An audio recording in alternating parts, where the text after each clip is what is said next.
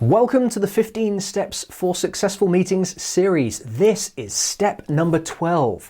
Have a 5-minute wrap up.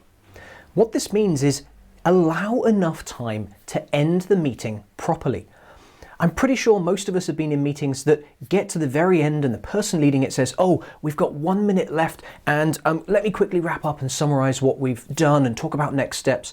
And there's no way that that can fit into 1 minute or 30 seconds. And when that happens, there's a lot of impacts, not only to you, but to the meeting and to the other people that are in it. So don't rush at the end. Do make sure that you allow for a full 5-minute wrap up. Now, if you don't do this, what happens? Well, first of all, you're going to end late. If you don't allow enough time for a proper wrap up, you're going to finish your meeting late. You're possibly going to have an incomplete output. Because you're rushing to the end of the meeting, it's unlikely you've really had enough time to finish what you were intending. The next steps will be unclear. Even if they've been identified throughout the meeting, without that wrap up, it's a pretty good bet that some people are going to leave that session without knowing what the next steps are because they haven't been summarized at the end. There's also no follow-up. Because you rush to the end of the meeting, you don't have the chance to set up what those next steps and follow-up actions will be. And this is a really important personal one, you can damage your reputation. Why does it damage your reputation? Well, if you are late, you can make other people late. You can have impacts on the next meeting that's happening after yours. And people will think that you're not good at time management. All of those things and more will damage your reputation if you don't allow for and plan for a 5-minute wrap up. So how do you do it?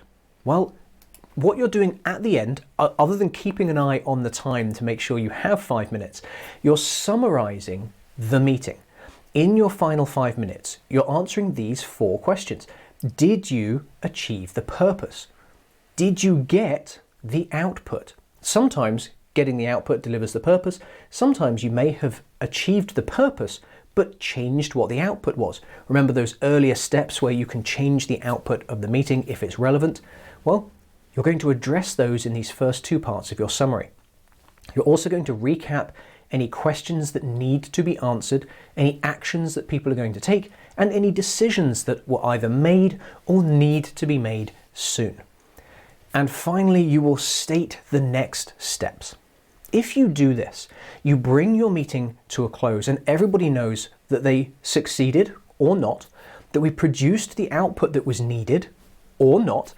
And in both cases, whether you produced what you needed or didn't, there are going to be actions and next steps, and there may have been questions that either were important and were answered or need to be answered soon.